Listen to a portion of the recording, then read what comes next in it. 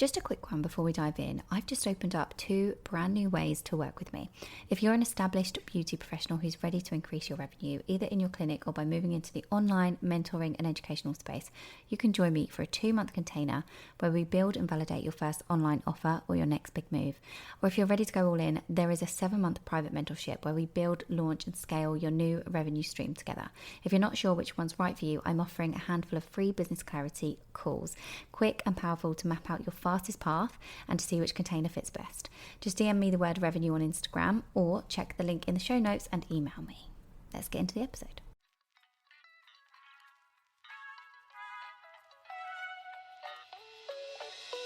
Welcome to the Beauty Build podcast with me, Zara King. As a coach for beauty pros, it is my mission to help you earn more, work less, and create an unstoppable mindset. This is the show where we explore all of that. So whether you're a seasoned pro or just starting your beauty business, this podcast is for you. So sit back, relax, and join us on the journey. And for more, get yourself inside my private community, The Beauty Build on Facebook. Welcome back, people, to another episode. I'm really excited for you to have a listen to this one today. I had the pleasure of talking to the gorgeous Hannah Beth. She is a manicurist and educator. She's been in the industry for 8 years, and the advice that she shares in this episode is so helpful. She is honestly a breath of fresh air, and she keeps it real, and you're going to love it. So let's get into it. So Hannah Beth, could you start us off, please, by telling us a little bit about your background, how you got into this industry, and just a little bit about where you are in your journey at the minute? So it's a bit of a strange beginning because I didn't know this was going to happen. As in, I didn't know this was going to happen and being a full-time nail tech at all. But how it started was nothing to do with nails. So cast your mind back years and years ago. One day, my dad went to a car boot sale and bought me the most random, battered nail art book.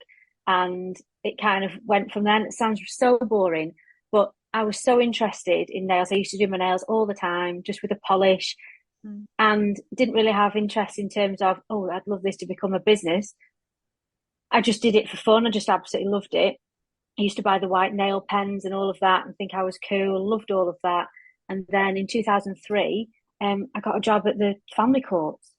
And it kind of like nails, I still got them done. So the wonderful woman that started my real love for nails, Danielle, she advised me like all the way through, you know, if you want to do it on the side. And I thought, nah, I'm in this court life for the duration. I've got absolutely no chance of getting out of it. And 18 years on, I was kind of still there. However, when Martha, my daughter, was born in 2015, I was on maternity leave and I had more time. And Danielle, my nail tech, was using CND and Calgel. So I kind of started off, in my opinion, with the best products out there that would, I absolutely loved both products. So she helped me again, like all the way. Yeah. And in I can't remember what month it was, but that year I trained at Creative Academy in Manchester with CND. And I was around a load of beauty people that were doing lashes and hair. And everyone was like, I'll start doing nails at some point. And a lot of them are still doing nails, but they're like, oh, when are your first clients booked in? I was like, oh, I've got 3 in tomorrow. Oh. And it was just, I was just working out of my spare room. I'm still in the spare room now, but and I just got started. And bedroom looked like a bedroom. It didn't look like a salon at all. But I've been there when I've done small. that.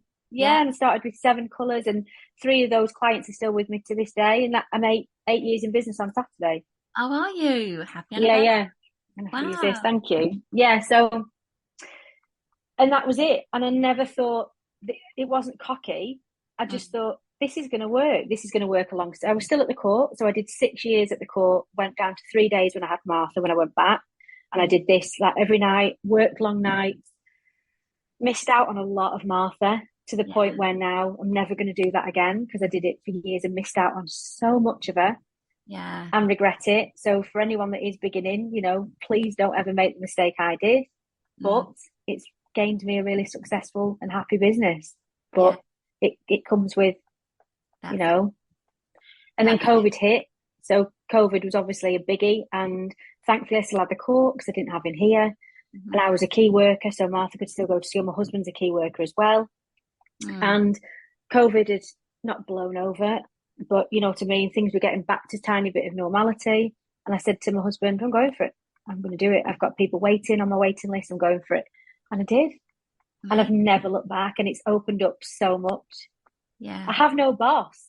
I have no one to say no. You have to work late. You have to work till 7 p.m. You've got to be in for 9. You may only have a 15-minute break. Yeah. I actually don't have any breaks now. No, you should. Less breaks than I did. Yeah, but please do. It's funny, isn't it? I think when we start doing something that we love so much, those sacrifices, they're okay. We're like, it's fine. We won't have that longer lunch break, for example, or you know, we will work a little bit late into the night. Your story is really similar to mine when it comes to running it alongside another job and working really. Okay. How long did you do that before you did quit the courts? Oh, 6.5 years. Oh, okay. So the whole time. So yeah, so I can't, do you know, I can't, it's like another world at the court now. I can't remember what days to do, Wednesday and a Thursday. Yeah, because I finished on a Thursday at 5, and then I live probably about a couple of K away from the courts. So I would run home like you wouldn't believe, come home, quick change, get a glass of water, get a brew, and then I'd have my clients sat here for 5:30, and then I'd have 4 in that night. And now I have 4 to 5 in that day. Yeah. What time were you working until if you had seen 4 people? I was probably working, started at 30:30, probably working probably till about 11, 11:30. Yeah. I'm not even up till 11:30 now. I'm in bed for 9:30, 10. Really? I couldn't even stay awake. Yeah, yeah. And Neil, my husband, he went to be the specials. He works for Royal Mail. He didn't carry on with the specials, but I remember, I'm only pointing because it was right here, but I used to have the monitor with Martha asleep. So she woke up, I could nip up. It's what we do, isn't it? Yeah. Yeah, that's exactly what I did as well. Had the monitor with me, and then baby would be asleep. And it wasn't until baby number 2 came along for me that I even quit the full-time job, you know? So it was... Right, okay. Well, I didn't miss it, but I just felt like I could have had a lot more time with baby number 1, you know? Yeah. She's 7 now, so... At least you had another chance. We decided only on one child. And now we've got Eric the dog, who I can't have the same things with him. It's nothing alike, is it? No, it's not. Although they are crazy kids, aren't they, dogs? I've seen your stories. It actually cracks me up. Eric's a bit of a naughty one sometimes, isn't he? Yeah. I mean, do you know what? He was 1 on Friday.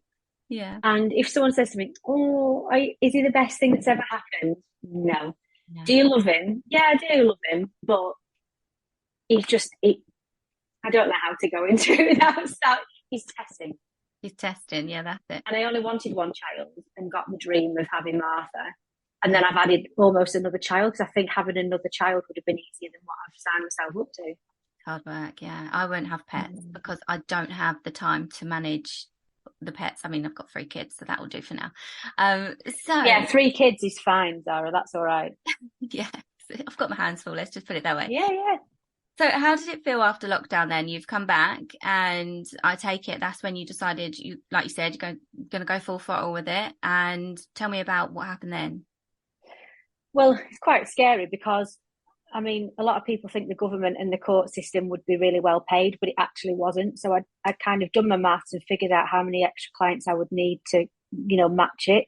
Looked at my waiting list and I had those clients almost ready and waiting, which was amazing. And I just didn't think too much into it. I just thought, I don't just want to be a nail tech. I wanted to go into other things that, you know, we'll probably talk about. And I just thought, if I stay at the court and carry on doing this, where am I heading?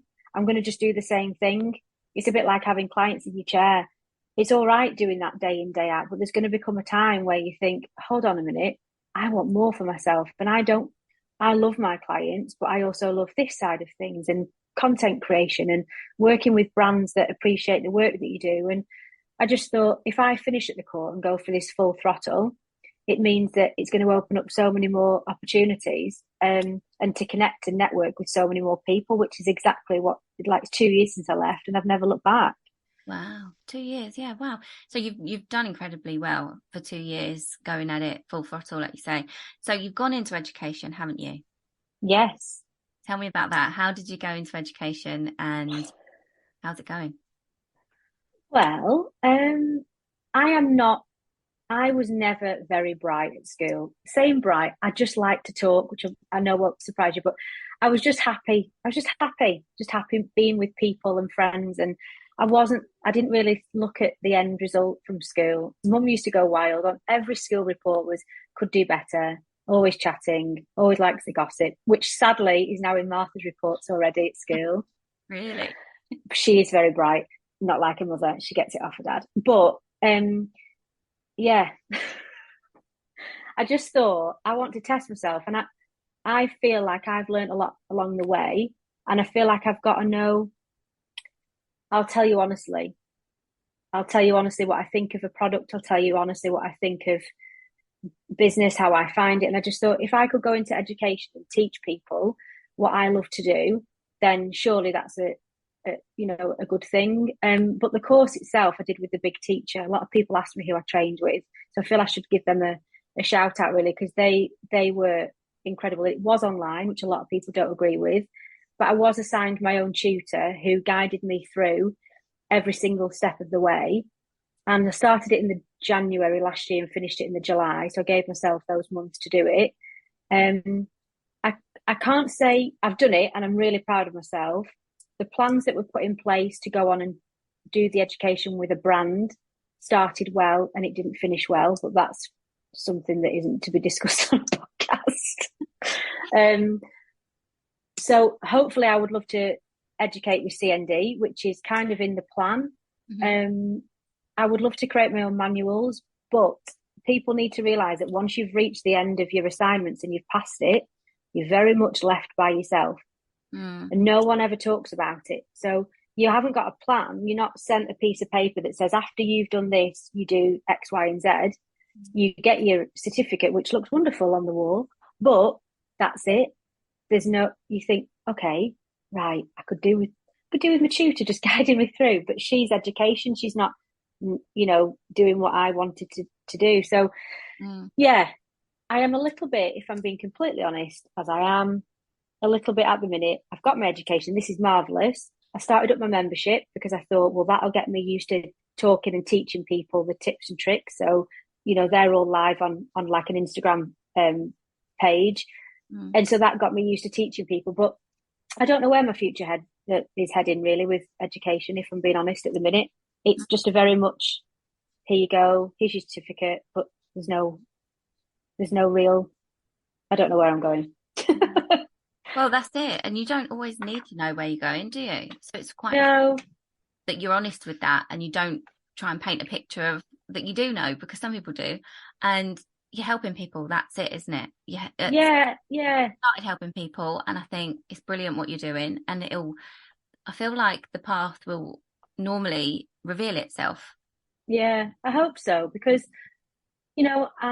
I've got a lot of incredible nail techs that I've become good friends with that created their own manuals and websites, and I think, oh, that's really clever, and it just feels very much out of my remit at the minute. The certificate looks lovely and pretty, but I kind of need the next steps. I need someone to ring me. Do you feel like you need someone to say, right, you can do this with us, or is it because you don't want to just go out there and do it all by yourself? Is it something like that? I'd like someone to come round and just wrap their arms around me, make me a coffee and say, where would you like to go? And wherever you want to go, we'll be with you every step of the way. So, yeah. A lot of people need that, the hand-holding kind of experience. I feel like I was at a time when I didn't really know where I needed to be. And it wasn't until I had a one-to-one support that I was like, I've got it now. I just needed to be told, like, you're headed in the right direction and this is how you do it and you're fine. So yeah, I can see that panning out perfectly for you at some point. Well, we'll see, because I think it's all right having clients here and doing your social media and your content creation and all of that, but then actually education is massive. Like when you want to get your accreditation, that costs a lot of money. We haven't got that, that kind of money isn't just sat around for me. I'm not that kind of person that has however much thousands of pounds stacked away for my future. That's just how life is for a lot of people at the minute.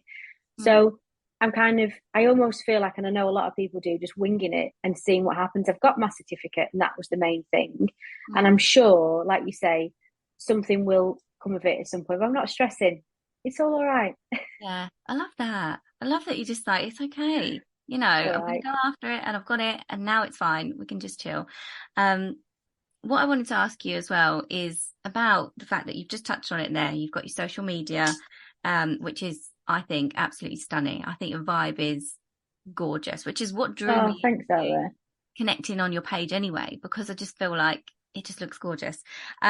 So you do seem to have that side of your business down to a T, the content creation. So how do you manage that alongside all of the other bits and bobs you've got going on in the business with clients and with the membership? Um, I don't let it overtake. So social media for me has always been something that I've never shied away from. I Mm, never I've never seen it as a big thing, and I know a lot of people make a massive thing of it because it is a big thing, but ultimately it could be taken away from you tomorrow. So as long as you've got the clients and as long as you've got everything that you need in front of you, don't make it a big thing. mm, For me, I do a lot of content creation, like say on a Sunday night, or like Martha goes to bed, and I'll go on to do a lot of my editing on InShot, a lot of my reels. Just make everything really simple, and as soon as you realise that, don't think too much into it. It actually doesn't take over that much of your life. Like for me, my biggest tip I would say that doesn't take up a lot of time is just film everything. Film yeah, everything. You might have you might run out of storage on your phone, but you can easily delete it. But like my reels, you'll see, are so incredibly simple. yeah, And really, that all they're doing is giving value. So it doesn't take up a lot of my time. I'll do a story with, say, Martha in the morning when I walk her to school, or I'll do a quick one before I get back at 9:15. So I'll do a quick 5 minute story of me rambling on, usually moaning that I'm too hot. So they're just little snippets, and it just keeps it going. Like, it's not, if you look at my page, it's actually really simple. It's not major, like long, drawn out content. It's just simple tips, tricks, and yeah. that's about it, really. I love it because I think the mind that we have at the moment as well is so fast paced anyway. People want that. People want simple things to be able to consume quickly and to take a little bit of value from. I think you've touched on a really key point. The main thing is adding the value, isn't it? And Yeah, just thinking, what can I put out that adds a little bit of value today, or increases someone's day, yeah. mood. I love it. Your page is literally just that. It's gorgeous. For anyone Thank listening, you. go and check it out. Oh, and and I love that because I am a real tech geek. I always have been. I don't know where it comes from. Mum and dad aren't dinosaurs, but they were never really into technology. But it's something that I've always loved to, like. I've always been interested in it. And all the girls used to be like, "Oh, you tell me how to do this," and "Oh, you take the photographs at the wedding," And it's just something that I've always. If I've got a piece of technology in front of me, I'll make sure I know how it works. Yeah, And I just think as soon as you realize with Instagram, it's not a scary place to be. Make it simple, relatable, informative. You know, give your give your you be just be the person that you normally would be behind the camera. And I know that's really easy for me to say because I would talk to a stone wall, but I just think if you start thinking too much into, oh God, what content can I create today? You'll create sod all because your mind won't be in the right place. There's too much pressure there. So just mm, step back. I've just filmed something really lovely. Of just do it like a 4 second application. Just yeah. be, and that takes 5 minutes to edit. Doesn't take over your life. Mm, So such that's probably what I would say. brilliant advice. Thank you so much. I was going to ask because you seem super strong and confident with that. Okay. You did say that it's not easy for everyone, which is so true. So what do you do to work on that mindset of yours that seems to come through so powerfully, let's just say? Um, I just think would I say I'm confident in myself? I'm probably not that confident in myself. I did go to college and do a bit of drama, and I've always been a drama queen. Like when I got my GCSEs, I failed them miserably, and my mum and dad went mad because I got an A star in drama. So I've always liked that. I don't really Yeah. like musicals though, but I've always been quite happy just talking to and doing stuff. So if I wasn't like this, I know that I would struggle with Instagram. I know I would. So for those people that are out there thinking, I cannot record myself, I feel absolutely ridiculous. How I see it being me, I couldn't care less. Some people will love me. Some people will seriously dislike me. That's okay. We're not going to get on. We're not all going to get on. We're not going to be everyone's cup of tea. And that is all right. And I think once you start thinking of, I'm actually not really bothered whether somebody likes me or not, that's not me saying I don't care. Of course I care. But you're either going to like me or you're not. And if you like me, join the ride. We're going to have a lovely time. You're clearly my kind of person. And if you don't like me, that's all right. I wish you well, and go and find someone else that serves you what you want from your life. And I think, many things have happened to me. Like I lost my dad a couple of years ago, and I kind of got a little bit of a no shit's given, really. I am me. Just be yourself. And if people aren't that keen on you, that's all right. Not everyone has to like you. Yeah. It's not a you thing, is it? If somebody else if somebody else doesn't like you or gets your vibe, it's not a you thing, is it? It's the them thing. So yeah. I love and that. If you are with me, I will help you along, and I will answer every single message with my tips, tricks, hints, secrets, all of that. You will be in my gang. And if you don't like me, that's all right. I'm not going to dislike you. I will wish you well, and I'll head you on over to the other nail tech that will serve you right. It's just how it is, isn't it?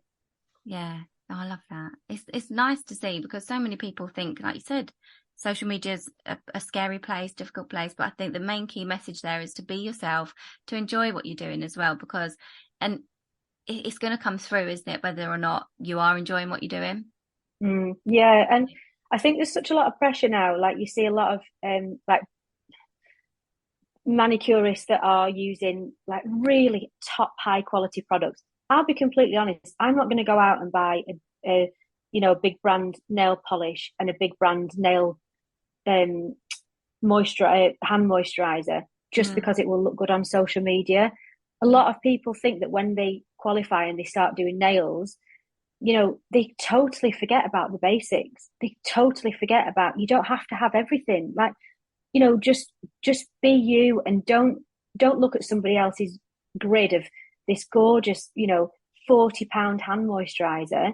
Well, that's going to eat into your business. You'll end up making sod all, for what? A grid post that will get you likes on it. It means nothing. When you think about that, it means absolutely nothing. And as long as you're happy and safe in the knowledge that you're running a business that is succeeding and making money, and you're having clients in your chair, that is your absolute goal, in my opinion, anyway. 100% agree with you. 100%. What would you say is the biggest challenge that you've had to overcome, and how have you done that? God, what a great question. What is the biggest challenge that I've overcome? Probably running a self-employed business when you've got a bit of a giddy dog and an 8.5-year-old daughter who is just an absolute dream but is very sassy. No, it's running your own business, but I wouldn't change it for the world. It's the best thing that I've ever done. But that was a massive challenge, and it has been, and it has been for 8 years, and hopefully it'll be the biggest challenge for many years to come. But you overcome it, but you've got to be your biggest cheerleader. Like, I'm really proud of what I've created. I'm really proud of the people that I've networked and connected with, and you've got to take credit for it, because there's going to be, me and my husband are going to Manchester this weekend to celebrate me 8 years in business. Because if I didn't do that, who's going to celebrate? No one's going to ring me and go, oh, I just wanted to say congratulations on your 8 years. No one's going to remember. The government won't ring you up and say, just to let you know, well done. Yeah. You won't get a certificate. So you've got to be your biggest cheerleader. And it's been the biggest challenge, but the best challenge I've ever done. That's what I was going to ask you. What would be your tips and advice? And I think you've just mentioned, be your biggest cheerleader. If there's anyone out there that's looking to start a business in this industry, being your biggest cheerleader is just such great advice, because it's daunting and it's imposter syndrome and it's everything else, and you are on your own if you're self-employed, and you do have to put on your cheerleading hat. Yeah, you? And it's really lonely. It is a really lonely place to be, and it's not to put people off, because this is why I network and connect so much, because Otherwise, I'm just going to be sat in here. Like, sometimes you go out, like I do walk a lot, but like, if I didn't walk, I didn't do anything, I'd just be sat in here all day like Mm. a hermit. I wouldn't have moved. So, yeah, my husband said the other day, and it was a really good quote. I was talking to him about this podcast, and he said, "Oh, do you know, we've just been learning about some stuff at work this week." All right, go on. And he said, "Be brilliant at the basics." Mm-hmm. And I thought, do you know what? I bloody love that. Yeah. Such good advice. Bring it back to basics. I go through this all the time with people. I'm like, once you've nailed that foundation and that basic, then you can just look at other little bits and bobs. But that is the core thing. Sweat the little bits. I read Stephen Yeah. Bartlett's book the day it was released. Oh, have you read Read it? it all already. Yeah, The Diary of a Have CEO. you? He's brilliant. Right. I love Okay. him so much. I just think his Mm. work is great. I read his first book and then I read that book, and he was talking about, laws of business and life, and it's just you do have to sweat the small stuff. It's the little things, isn't it, that Yeah. actually they solidify everything. I think that's just perfect advice. Is there anything else that you think you would say to somebody if they're starting tomorrow? Just be you, and Mm. just don't don't look at other techs that have been in business for like 10, 15 years and think you're going to be like them tomorrow, because you're really not. You're going to touch the cuticles. You're going to get lifting in a couple of days. You're going to get people coming back saying, "Oh, I wasn't that." You're going to do 2 coats of a color and it looked crap, and you think, "Oh, I wish I'd done a third, but I was told in training to only do one." You are going to learn so much and soak it all in. And actually, don't go into it thinking you're going to have clients queuing at your door, because it is a tough road ahead. But I promise you, once you crack it and it just runs every month, it is a very lovely place to be. But I would always say, if you're going to go into the world of nails and social media, just be yourself. And if you don't agree with something, don't then comment on it and go, "Oh yeah, I agree." Just be. If you don't agree with it, that's okay. Just be completely honest. So yeah, that's the advice that I would give. Just bloody go for it. Don't think about it. Just go for it. But always stay true to yourself. Yeah, absolutely. Such good advice. Um, so when it comes to the reason that I reached out to you to get onto the podcast and have a chat with you more in depth, rather than just seeing your lovely stuff every day, it was all about the boundaries and the policies, I think, that you were talking about in one of your posts. And we literally have the same values and we speak the same language on this. So can you tell me what you think is most important in the business when you are implementing those? What are the key things? I think the key things, first of all, by implementing these things, so that your foundation is that you gain respect. You Mm, know your clients, or whoever is your, business, is your, business, they know from day one that there's no messing. So I've always had a cancellation policy. It was always 24 hours. It's now 48 hours, which some people will think that is harsh. But I'm running, I'm not just here just dicking about behind a desk. I am running a business. yes, Like, I, same as I am mine. here, for the long run. I'm not just messing about. So yeah, my cancellation fee, no show policies, I have all of it. And Mhm. every single client, no one's ever moaned. They've always got it. And also, if you do have your booking system, so I use the booking system that I use has a card capture. Mm, But a little bit of a tip is that if your client hasn't turned up or has cancelled last minute, and you can go on to cancel their appointment and charge. If you on my system, I won't reveal which one it is, but you'll be able to find out. But if I say charge, then I get a massive fee. Why should I yeah. pay a charter fee because they've cancelled? I should get that money. So Mm, I always send them a link to pay. So I do it via my own banking system, and I will mark that it was a cancellation fee. So just a little note on that. But yeah, clients have never messed me about, and they will only cancel. But you've got to be strong with it. I had a gorgeous client this week who's come to me for many years, and a cat died. Cat got run over. Right, it's not my fault. It was awful. She was upset. What did I do? I still charged her, and people will think, "You nasty thing," but it's not. It's not my fault. It's no. not my fault that your cat sadly got run over. I'm sat here on a Monday morning ready to get going for the week. And I can't fill that spot. Anyway, she paid it. Paid. Amazing. That's the thing. I think the key thing you've touched on there, in my opinion, is that you were strong from the start. And it's funny, isn't it? People haven't messed you around. Whereas the people that are trying to sort things out now, when they've been in business a few years, they're learning from the people that have messed them around. They're learning from the mistakes they go along. And let me tell you, everyone, prevention is much better than cure, isn't it? Yeah, So much better definitely. than cure. So well done with that. It's my favorite topic. One of my favorite topics, boundaries, policies, pricing, that type of thing is my I favorite thing. love it. I do. I love it. And also, like I have a few people that I know that have a one cancellation. What do they call it? Like a Oh, grace period. Grace, I hate that. And I've said it before publicly as well. I don't agree. I don't agree. It's ridiculous. And also, still, oh, I've got COVID, right? Okay, well, that's not my fault. It could be anything. Mm. There could be anything wrong with you. That is nothing to do with me. And you've got to remove this client has become a friend. Okay, that's lovely. But ultimately, they are a paying client. They might have become your friend along the way. A lot of mine, I probably wouldn't, I don't really meet them outside of work, but they are a client. So, you're not, oh, don't worry about it. It's fine. They're not going to say, listen, let me pay you. Because Mm-hmm. they're that treatment up, they're not bothered. So Mm. you've got to be really strong with it. Yeah. And to add to that, I'm the type of person, I'm a self-employed business owner myself. I have very strict boundaries and policies. But let me tell you, if someone lets me off, what do you think I do?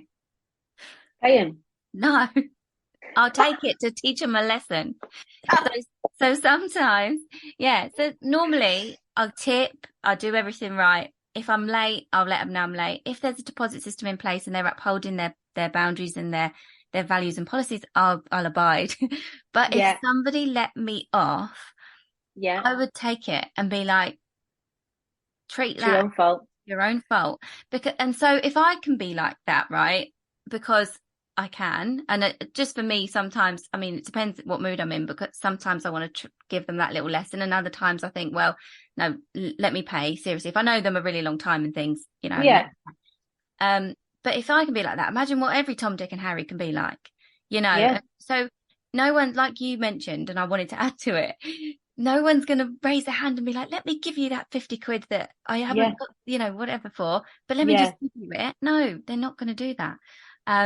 So it's really You'll good be advice. respected more. Absolutely. Yeah, you People are. will take you and your business a lot more seriously. Yeah. And, if you're going to be trodden all over, then more fool you.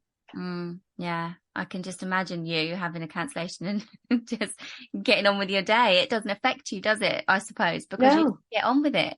I don't think, I mean, I did feel sorry for my client whose cat died. That was awful, but I've still got to charge.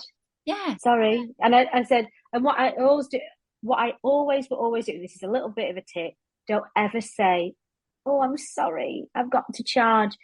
You are really strict. You say, here is the link for payment, or could you please pay by close of, so say if it was today, I would message the client and say, can you please pay by close of play, that was difficult, on Friday, because I just think, just give them that little bit of grace, just, yeah. So I always give them that, and then they always pay in time, but never apologize. What are you apologizing for? They should be apologizing to you, not, you shouldn't be saying, oh, I'm so sorry. Yeah. Pay up. Yeah. Such a misconception that you have to, like, you're the one creating the burden, isn't it? I think it's a Yeah. British thing as well. I don't know if it happens in different places and countries, but the British people, for some reason, we apologize just for standing still or standing next to somebody too close in a public space. Listen, we're a nation that likes to queue. I mean, I'm not. I hate queuing. But like, you will queue for hours to get to the toilet when, there's, I would nip into the men's, mate, if I was that desperate. Yeah, I would. I don't mind going into the men's, but it does stink a little bit more. Oh God. Oh, I was God. just gonna say, on this podcast, obviously I like to get seriously into the business and the nooks and crannies and everything. But also just to like brighten people's days and give them that little bit of this could happen to anyone. And even though people may look so polished on social media, there's been funny, embarrassing times, you know. So could you tell us about a time that, I mean, we've already lifted the mood, I would say, because we've had such a funny chat. But could you tell us about a time specifically that's like funny or embarrassing or just that you think you've learned from while you've been building the business? There's two that spring to mind, and I did think about these. One of them won't be funny. I'm going to tell you anyway, and you've got to picture yourself in that because you've got to be there. Hmm. But it was before COVID, and I was doing one of my lovely clients, Sally's toes. You know what's coming here, and I changed my seating position, so I have it on a orthopedic chair. So I sit on the other bit, and then on the pad where your bum normally would be, their feet are. So I was doing Sally's feet, and like the tiny toenail was really small. So I was like getting right in there, and as I clicked it, it went onto my lip, Oh, and like it was like there, like quite large, and and I thought it's all right if I do that, like with my lip, she won't see it because I thought I don't want to embarrass her, but I didn't have time. As I looked up, she looked up, and we both went, "Ooh!"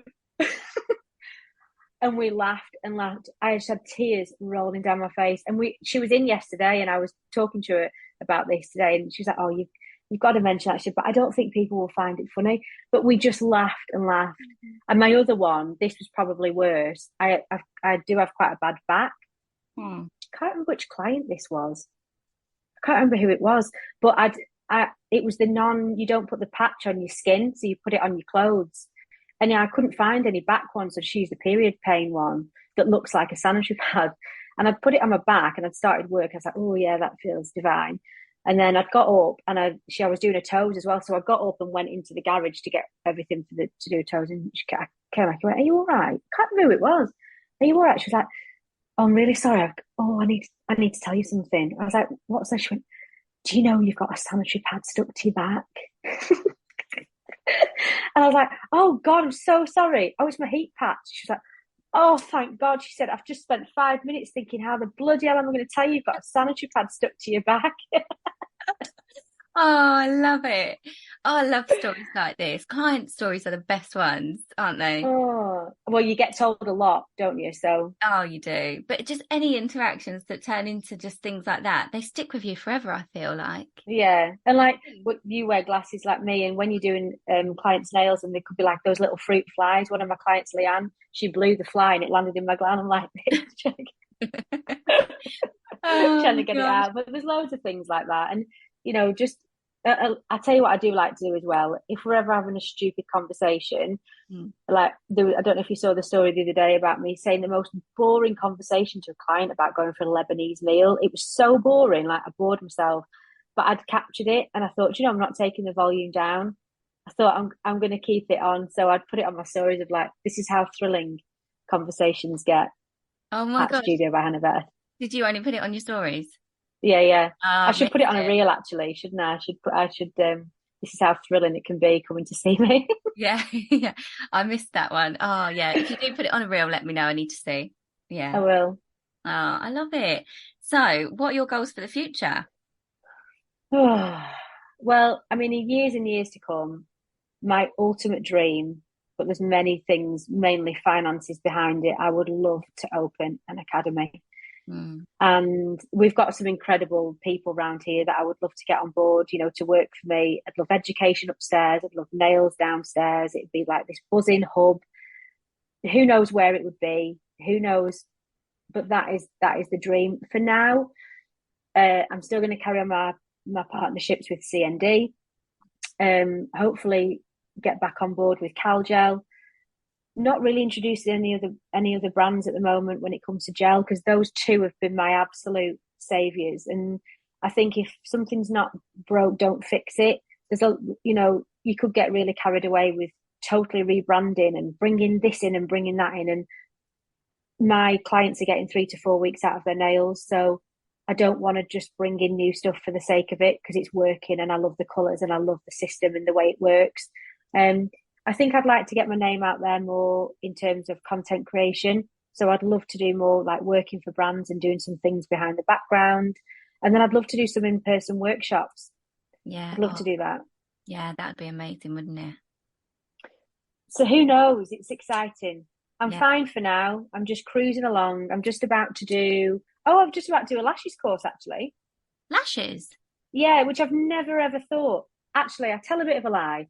I had a feeling that something was going to happen because I changed my name from Nails by Hannah Beth to Studio, because the reason I did that was to, you never know what's going to happen in the future. And I thought with my education, I don't just want to do nails and then bring in education. They'd be like, does she know what she's doing with the business?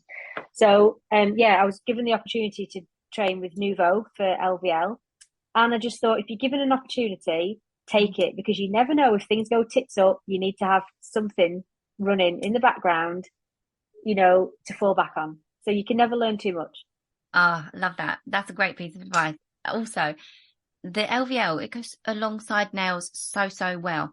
I had clients in my business that are either like a nails, brows and lashes client, or they're a lash and brow client. It's like the lashes was always, do you know what I mean? They Yeah, love an LVL. So it's a really good way to diversify the business as well.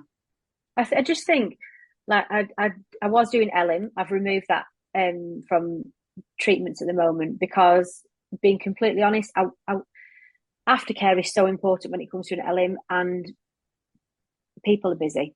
That's all I'd probably say on it. So I've removed it for the time being. I'll still be doing gel toes, but I was always like, no, nails is my niche. But you change, things change, and I don't just want to be doing the same thing all the time. Yeah. And like you say, you're quite content with what you're doing. And I think the way you're doing it is such a nice organic growth way. And it's so Yeah, refreshing. It's really refreshing to hear from you about that. So thank you. I don't mind sharing. Don't mind being honest. That's great, honestly. So lovely. Where can people find you before we finish up? Most definitely Instagram. I do use Facebook for business, but I don't get any joy from it. And I don't really use it as I should. It's just one more thing, isn't it? It's a bit like Threads. Like, I didn't join Threads because I've got enough going on. I can't be joining however many million people on Threads. So just Instagram, please. Yeah. My DMs are always open, as the cool kids say. I will link everything below in the description for everybody to get a hold of your gorgeous, gorgeous profile. It is Oh, lovely. So thank you so much for joining me on the podcast thank today. you for having me. Thanks for asking. I've loved it. Oh, good. Well, you've got some more of me, because what we're going to do is say goodbye to everyone on the poddy and Yeah, pop over to the Beauty Build private group, do a couple of extra bonus questions for the people in there. So for the Brill. listeners, if you're not in there, the link is in the description below, and get yourself in there and you'll be able to get some extra support from me and see the video that we're going to pop in with the extra live bonus questions. But for now, I will see you all on the next one. Thank you so much for tuning in. I hope you enjoyed today's episode and gained valuable insights that will help you in your beauty business and life. If you did, please take a screenshot and tag me in your stories. If you've got any questions or comments, please feel free to reach out to me on any of my socials. The links are always in the descriptions. And don't forget to subscribe to the podcast and leave us a review. Your feedback helps us improve and bring you more and more great content. Until next time, keep building that business.